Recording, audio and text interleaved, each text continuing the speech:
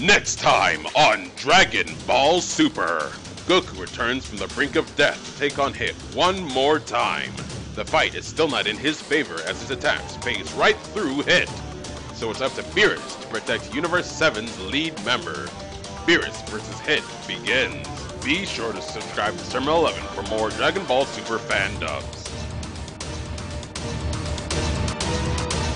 Hey guys, what's up? Sermon11 here, and I hope you enjoyed that preview for episode 72 of Dragon Ball Super. David and I work really hard to produce these on a weekly basis, and I couldn't get him on a discussion once again since our schedules conflict, but I'm pretty sure he'll be back to discuss Dragon Ball Super with me one day. So thank you, David. Check out his channel. It is MultiSasukeX, and let's jump right into the discussion.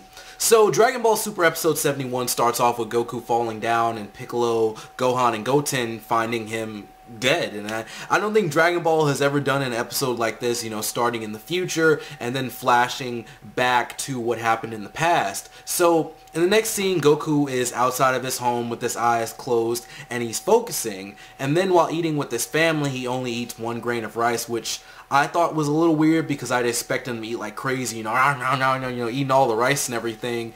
And he even notices that there's 3 cockroaches in the room, and Chi-Chi and Goten kind of see his behavior as odd. Now, Vegeta, he is training with Whis, and Beerus comes in asking where Goku is because Goku is the lead member for the team in the tournament, and he should be training with Whis. And after Beerus leaves, Vegeta asks Whis if he knows where Goku is, and Whis claims to not know where Goku is, but it's heavily implied that he does know the location of Goku.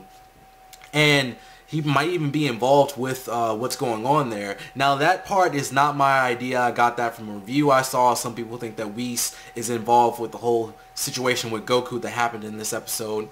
Now Vegeta wants to get his training up to Goku's level, and Goku is out shopping and getting everything that Chi-Chi wants him to get. And Gohan and Goten are following Goku because he's been acting weird, you know, the stuff that I brought up before. And Gohan decides to get into the skies to follow Goku. And Goku is running around the city, and he actually gets hit by Bulma's car, and she gets out and tries to hit him, and he dodges, and she's surprised. And I don't understand, why is this so surprising? Is it because he's strong or something and he shouldn't move because your hits don't really affect him? And I mean, in general, I wouldn't let someone hit me. I wouldn't just let you do that. So I was just like, oh, okay. But I guess it's because, you know, it's an anime. Women hit men. It's okay, you know. If you move out of the way, you're doing something wrong. So Gohan, he invites Goku to dinner at his place. And it's so weird how Piccolo is always around Gohan. I seriously think he lives with Gohan and Videl. Gohan and Goten want to talk to Goku, and he's been aware that they were following him for the first part of the episode, so he tells them what's going on. He thinks someone is out to kill him. And the episode shifts over to Hit, and I thought the way that they handled this was very interesting with the characters from Universe 6 and how they go about their lives. And Hit, he's walking around this city that kind of reminds me of the Hidden Rain Village from Naruto, but everyone is wearing masks, so maybe it's more like China, I guess. And Frost is on the loose, and Kaba gave testimony about this.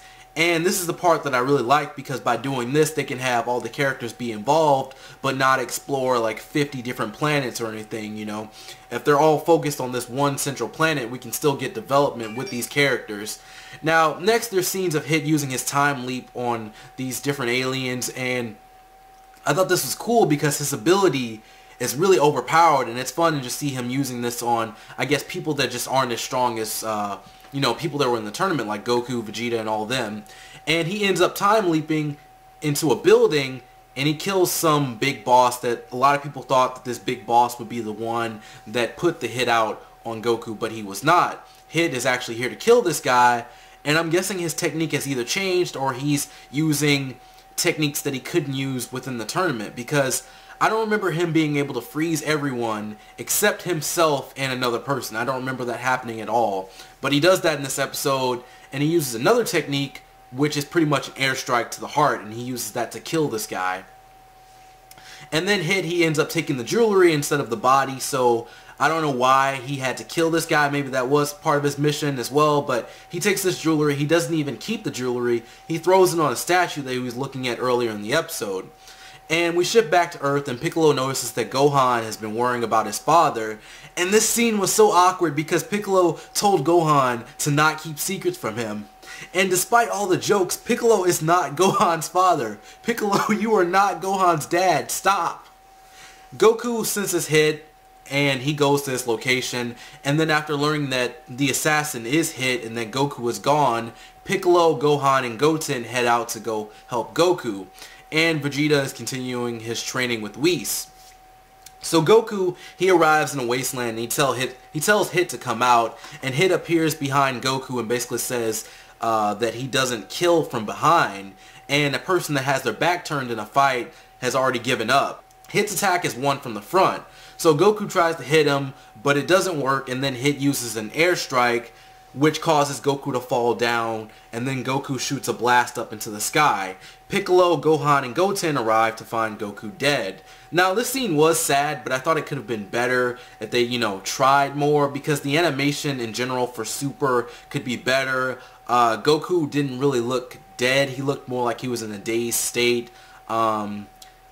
Just things could be drawn better overall. In the preview for episode 72, Goku is fighting Hit once again, and it looks like Hit is fighting back a little bit this time, but he's still using his technique where Goku's attacks just kind of phase through him. He's Obito now. And Hit did not want to use his time leap, but it looks like he's forced to use it in the next episode, and that could be because Beerus shows up. So Beerus shows up, and he's probably going to stop Hit because he needs Goku to win the tournament. So next we could get a little bit of Beerus versus Hit action, and it might just be Beerus just like instilling fear into Hit, because it's kind of been established that Beerus, Champa, and all the angels, the gods, Zeno, all of them are just way above all the characters. But who knows? Maybe they'll catch up one day. I mean, we could get a little bit of Beerus versus Hit, but I don't know. The animation for episode 72 does look kind of terrible if you look at the preview, so we have that. But anyways, what did you guys think about the episode? That's it for me. Thank you for watching this video. I hope you enjoyed. If you like my content and want to see more, be sure to subscribe. Don't forget to follow me on Twitter and like me on Facebook. The links are below. I'm Surmo11. See you next time, and peace out.